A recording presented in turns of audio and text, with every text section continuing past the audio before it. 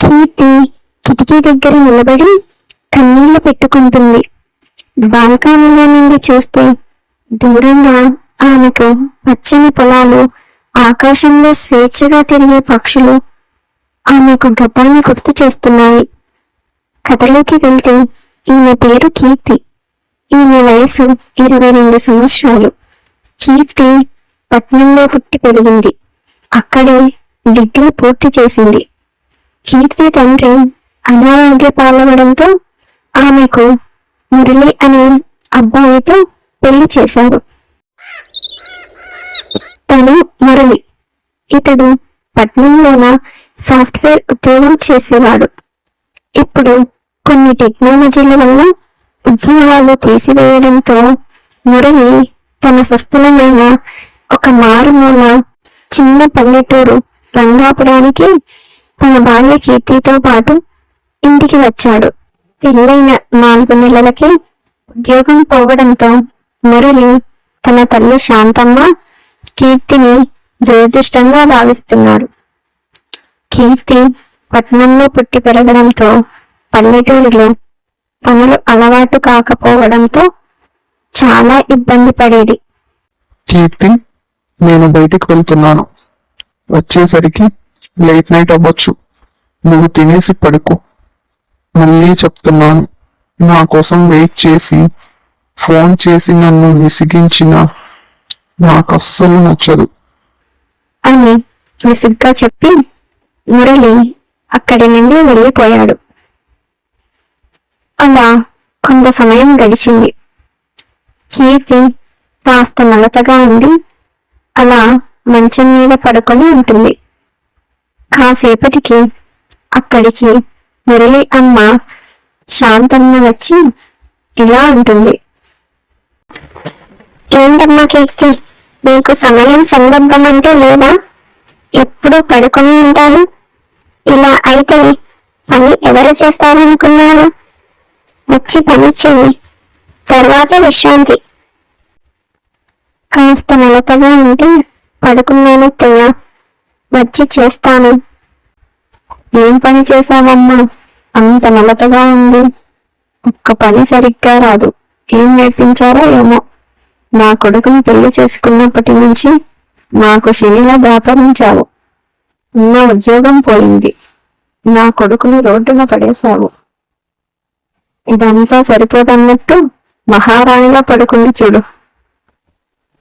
అదేంటత్తయ్య అలా అంటారు? ఉద్యోగం పోతే అందులో నా తప్పేముంది? నీ తప్పేమీ లేదమ్మా, నాదే తప్పు. నిన్ను చేసుకోవడం నేను చేసిన పెద్ద తప్పు. ముందు వచ్చి పని సంగతి చూడు, తర్వాత తప్పొప్పుల గురించి మాట్లాడదు అని శాంతమ్మ అక్కడి నుండి వెళ్ళిపోతుంది. పాపం కీర్తి ఏమీ చేయలేక వెళ్ళి ఇంటి పని, వంట పని అన్నీ చేసుకుంటుంది. గ్రామం అంటే చిన్నప్పుడు సినిమాలలో చూసినట్టు ఉండేది, కానీ నిజం అంత సుందరంగా లేదు. ఇక్కడ నీరు బోర్వెల్ నుండి తెచ్చుకోవాలి. మబ్బులేని ఆకాశంలో ఎడతెరిపి లేకుండా పనులు చేయాలి. కీర్తికి అన్నీ కొత్తగా, కష్టంగా ఉండేవి. అలా కీర్తి పనులు వేసేసరికి రాత్రి అయింది. కీర్తి మురళి కోసం ఎదురు చూస్తుంది. ఏంటి ఈయన 11 అవుతుంది, అయినా ఇంకా రాలేదు అంటూ ఎదురు చూడసాగింది. అలా కొంత సమయం గడిచింది. ఇంతలో మురళి ఊగుతూ తూగుతూ వచ్చాడు. ఏంటండి, ట్రీట్ చేశారా? అవును. అయితే నీకేంటి, నీ పర్మిషన్ తీసుకొని డ్రింక్ చేయాలా? అది కాదండి, మీరు ఇలా ఎప్పుడూ కనిపించలేదు. ఇవాళేంటి కొత్తగా? కొత్తగానా? నాకు లేని అలవాటుంటూ లేదు. నీ దగ్గర చూపించలేదు అంతే అని అక్కడి నుంచి తన గదిలోకి వెళ్ళిపోతాడు మురళి. కీర్తి మురళిని అలా చూసి రాత్రంతా బాధపడుతూ కూర్చుంటుంది. అలా ఆ రాత్రి ఎలాగో అలాగా గడిచిపోయింది. ఉదయాన్నే కీర్తి మనసు బాధగా ఉండడంతో దగ్గరలో ఉన్న గుడికి వెళుతుంది.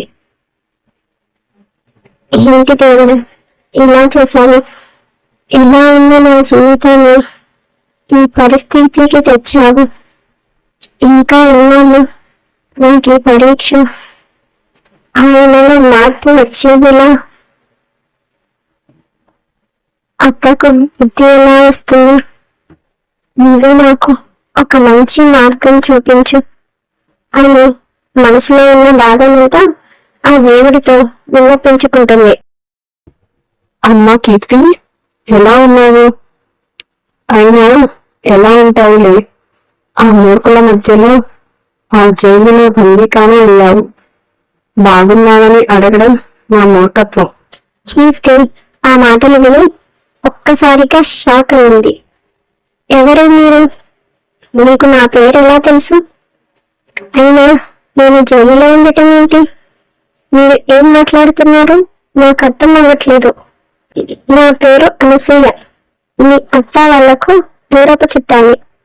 మీ వీధిలోనే మా ఇల్లు. మీ వాళ్ళ గురించి నాకు బాగా తెలుసు, అందుకే అలా ఉన్నాను. అవునా, సరే అండి, నేను ఇంటికి వెళ్ళాలి అని అక్కడి నుండి ఇంటికి వస్తుంది. మహారాణి గారు, ఎక్కడికి వెళ్ళొస్తున్నారో సెలవు ఇవ్వండి. అత్తయ్య, అది గుడికి వెళ్ళొస్తున్నాను. ఏంటి, నేను అత్తయ్యనన్న సంగతి నీకు గుర్తుందా? మర్చిపోయావేమో, వచ్చాక గుర్తు చేద్దామని కూర్చున్నా. శాంతమ్మ మాటలకు కీర్తి భయపడుతూ, ఇంకొకసారి ఇలా జరగదత్తయ్య. ఈ ఇంట్లో ఉండాలంటే ఒళ్ళు దగ్గర పెట్టుకొని ఉండు. ఏంటి పొద్దున్నే గొడవ? ఏం జరిగిందమ్మా? ఎందుకు అలా అరుస్తున్నావు? అంటూ రాత్రి తాగిన మత్తు ఇంకా వదలక తల పట్టుకొని కూర్చున్నాడు మురళి. నీ భార్యకి అత్తయ్య మొగుడు ఉన్నాడన్న సంగతి మర్చిపోయి బలాదూర్లు తిరిగొస్తుంది. ఎక్కడికి వెళ్ళిందంట? గుడికి వెళ్ళిందంట. గుడికే కదా. కీర్తి, నాకు ఒక స్ట్రాంగ్ కాఫీ తీసుకురా. అలాగేనండి అంటూ కీర్తి అక్కడి నుండి వెళ్ళిపోయింది. ఏంటిరా ఇవాళ కొత్తగా మాట్లాడుతున్నావు? దాని మీద ప్రేమ పుట్టుకొచ్చిందా? చీచి, అదేం లేదమ్మా. నీకు ఒక ఇంపార్టెంట్ విషయం చెప్పాలి. మనకు అదృష్టం పట్టిందమ్మా. ఏంటి, ఈ దరిద్రంది ఇంట్లో ఉండక మనకు అదృష్టం కలగడం ఏంటిరా? అదొస్తుంది, నీకు తరువాత చెప్తాను అంటూ కీర్తి రాగానే సైలెంట్ అయ్యారు. కీర్తి, ఈ మధ్య నువ్వు మీ ఇంటికి వెళ్ళలేదు కదూ? రెడీ అవ్వు, డ్రాప్ చేస్తా అని వెళ్ళిపోతాడు. ఆ మాటలు విన్న కీర్తి ఇంకా శాంతమ్మ ఆశ్చర్యపోతారు. ఇంతకు మురళి చెప్పాలన్న మ్యాటర్ ఏంటి? సడన్ గా కీర్తిని పుట్టింటికి పంపడానికి రీజన్ ఏంటి? తెలుసుకోవాలంటే మన ఛానల్ని సబ్స్క్రైబ్ చేసుకోండి. కీర్తి తన పుట్టింటికి వెళ్ళాలనే మురళి నిర్ణయం విని ఆమె గుండె దడదడలాడింది. అత్తయ్య శాంతి మాత్రం ముఖం నల్లగా పెట్టింది. కొంత సమయం గడిచింది. ఏంటిరా మురళి, ఇంత అకస్మాత్తుగా ఎందుకు వెళ్ళాలన్నావు? ఇక్కడే పనులు చాలా ఉన్నాయి. కీర్తి వెళ్తే ఇంటి పనులు ఎవరు చేస్తారు? శాంతి గట్టి స్వరంతో అడిగింది. అమ్మా, కీర్తి చాలా రోజులుగా తన అమ్మా నాన్నని చూడలేదు. కొన్ని రోజులు వెళ్ళి రావడానికి ఏమీ ఇబ్బంది లేదు. నేను డ్రాప్ చేసి వస్తాను. మురళి నిర్ణయం తీసుకున్న స్వరంతో చెప్పాడు. కీర్తి ఈ సంభాషణను లోపలి గది నుండి వింటూ నిలబడి ఉంది. అనసూయ మాటలు ఆమె మనసులో మార్పు తెచ్చాయి. ఆమె గతంలో ఉండేదానికంటే కొంచెం ధైర్యంగా మాట్లాడాలని నిర్ణయించుకుంది. కాసేపటికి ఆమె బయటికి వచ్చి, అత్తయ్య, నేను 2 రోజులు మాత్రమే వెళ్ళి వస్తాను. మీరు చెప్పిన పనులన్నీ వెళ్ళే ముందు పూర్తి చేసి వెళతాను. తిరిగి వచ్చేసిన తర్వాత కూడా ఇంకా మరేమైనా పనులు ఉంటే చేస్తాను అని దృఢంగా చెప్పింది. శాంతికి ఈ ప్రతిస్పందన అనుకోనిది. కీర్తి ఇంత స్పష్టంగా మాట్లాడడం, ముఖ్యంగా తన ఇష్టానికి వ్యతిరేకంగా, ఆమెకు చిన్న ఆశ్చర్యం కలిగించింది. ఆమె ఏమీ మాట్లాడకుండా అసహాయంగా మురళి వైపు చూసింది. చూసావా అమ్మా, కీర్తి కూడా అంగీకరించింది. నేను ఇప్పుడే బుకింగ్ చేస్తాను, రేపు ఉదయం బస్సులో వెళ్ళిపోతాం. మురళి చెప్పాడు. మరుసటి రోజు కీర్తి తన బ్యాగ్ ప్యాక్ చేసుకుంటున్నప్పుడు శాంతి లోపలికి వచ్చి, వెళ్లే ముందు ఈ బట్టలు అంట్లు అన్ని శుభ్రం చేసి వెళ్ళు, నీకు బస్ క్యాచ్ చేయడానికి ఇంకా సమయం ఉంటుంది. శాంతి ఒక కుప్ప బట్టలు విసిరింది. గతంలోలాగా ఉంటే కీర్తి నిరుత్సాహపడి ఉండేది, కానీ ఇప్పుడు ఆమె చిరునవ్వు నవ్వింది.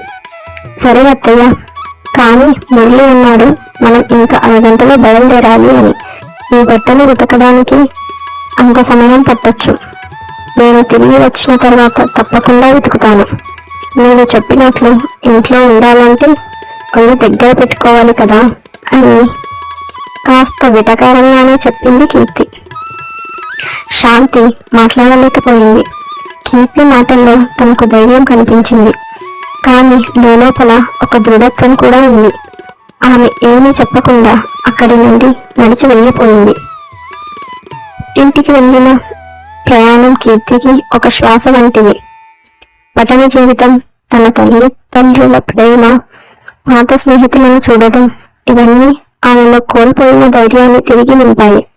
ఆమె తల్లిదండ్రులు ఆమె ముఖం మీద ఉన్న విచారాన్ని గమనించి ఆదరంగా ఆదుకున్నారు. అమ్మా, నాన్న అంటూ వాళ్ళను కౌగిలించుకుంది. కీర్తి, నీకు ఏమైనా సమస్య ఉంటే మాతో పంచుకో, నేను ఎప్పుడూ నీకోసమే ఉన్నాం. ఆమె తండ్రి రఘురాం అన్నాడు. అలాగేమీ లేదులేండి, మనల్ని చూసిన ఆనందంతో అలా ఉంది, అంతే కదా కీర్తి అంటూ లోపలికి పిలుచుకు వచ్చింది కావేరి. అలా కొంత సమయం గడిచింది. రాత్రి కీర్తి తన రూమ్లో రెస్ట్ తీసుకుంటుండగా అమ్మ కావేరి అక్కడికి వచ్చింది. అమ్మా కీర్తి, ఏం జరిగింది? ఎందుకలా ఉన్నావు? కీర్తి తన జీవితంలో జరుగుతున్న దాని గురించి, అత్తింట్లో ఎదుర్కొంటున్న సవాళ్ల గురించి వివరంగా చెప్పింది. ఆమె తల్లి సర్ది చెప్తూ, కోపంగా ఉండకు కీర్తి, కొత్త జీవితంలో అలాంటి సమస్యలు వస్తాయి.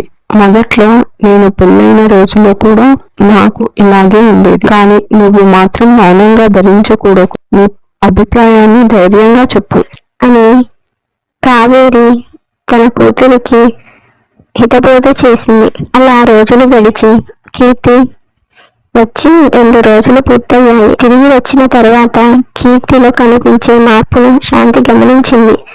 ఆమె ఇప్పుడు ఇంటి పనులను ఎక్కువ ఆందోళన లేకుండా చేస్తుంది, కానీ అనవసరంగా ఎవరి మాటకు వాదించేది కాదు.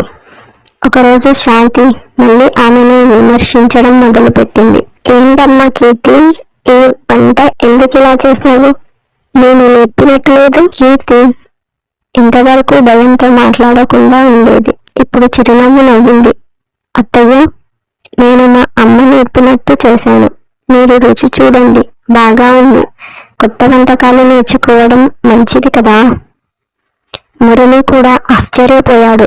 నిజంగానే అమ్మా, చాలా బాగుంది. కీర్తి చేసిన ఈ వంట రుచి చూడు. శాంతి మాట్లాడలేకపోయింది. ఆమె కొడుకు కూడా ఇప్పుడు కీర్తి వైపు ఉన్నాడు. క్రమంగా కీర్తి తన పద్ధతుల్లో మార్పు తెచ్చుకుంది. ఆమె పనులు చేస్తూనే ఉంది, కానీ ఇప్పుడు ఆమెకు నచ్చిన పద్ధతిలో చేస్తుంది. ఆమె గ్రామంలోని యువతీ యువకులతో మాట్లాడటం ప్రారంభించింది. కొన్ని సామాజిక కార్యక్రమాల్లో పాల్గొంది. ఆమె చదువుకున్న దాని ఫలితంగా గ్రామంలోని చిన్న పిల్లలకు ఉచితంగా పాఠాలు నేర్పడం ప్రారంభించింది. దీనివల్ల గ్రామస్తుల్లో కీర్తి పట్ల గౌరవం పెరిగింది. ఇది శాంతికి బాగా అర్థమయ్యేది కాదు. ఆమెకు తన అధికారంపై కీర్తి సవాలు చేస్తున్నట్లు అనిపించింది. ఒకరోజు మురళి ఊరి నుంచి బయటికి వెళ్ళాడు. ఆ రోజు శాంతి పూర్తిగా విరుచుకుపడింది.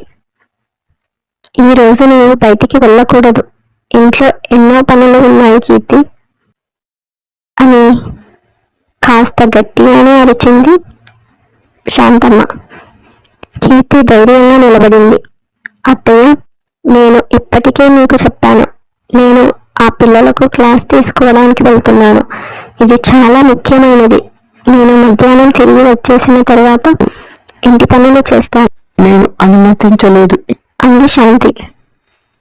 అత్తయ్య, కీర్తి నెమ్మదిగా చెప్పింది, దయచేసి నాతో ఇలా మాట్లాడకండి. నేను మీ కోడల్ని, మీ కుటుంబ సభ్యురాల్ని. నాకు కూడా కొన్ని నా ఆసక్తులు, బాధ్యతలు ఉన్నాయి. నేను మిమ్మల్ని గౌరవిస్తున్నాను, మీరు కూడా నన్ను గౌరవించాలని ఆశిస్తున్నాను. అలా సమయం గడిచింది. ఆ సాయంత్రం మురళి తిరిగి వచ్చాడు. శాంతి వెంటనే మొరపెట్టుకుంది. నీ భార్యకి నా మాట వినడం ఇష్టం లేదు. ఆమె ఇప్పుడు బయట పనులు చేస్తుంది. ఇంటి గౌరవం పోతుంది. మురళి కీర్తి వైపు చూశాడు. ఆమె శాంతంగా నిలబడి జవాబు ఇస్తానని ఎదురు చూస్తున్నది. అమ్మా, కీర్తి చేస్తున్నది చాలా మంచి పని.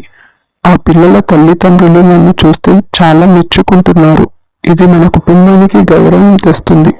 అంతేకాకుండా ఆమె ఇంటి పనులు కూడా సరిగ్గా చేస్తుంది.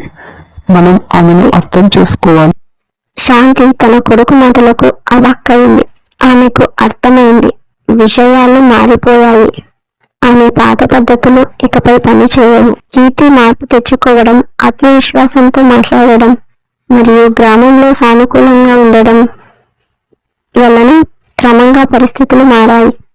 శాంతి కూడా తన కోడలి గురించి ఉన్న అపోహలు మానుకొని ఆమెను అర్థం చేసుకోవడానికి ప్రయత్నించింది. మురళి కూడా తన భార్యలో కనపడుతున్న కొత్త ఆత్మవిశ్వాసాన్ని మెచ్చుకున్నాడు మరియు తన తల్లి భార్య మధ్య సమన్వయం కోసం కృషి చేయడం ప్రారంభించాడు. అనసూయ ఎప్పటికప్పుడు కీర్తిని కలిసి ఆమెకు ధైర్యం చెప్పడం కొనసాగించింది. కీర్తి జీవితం ఇప్పుడు సవాళ్లతో నిండి ఉన్న ఆమె వాటిని ఎదుర్కోవడానికి సిద్ధంగా ఉంది. ఆమెకు తెలుసు, సరైన మనస్తత్వంతో ఆమె తన జీవితాన్ని మెరుగుపరుచుకోగలదు మరియు తన చుట్టూ ఉన్న వారి జీవితాలను కూడా. ఈ కథ నచ్చితే లైక్ చేయండి, సబ్స్క్రైబ్ చేసుకోండి.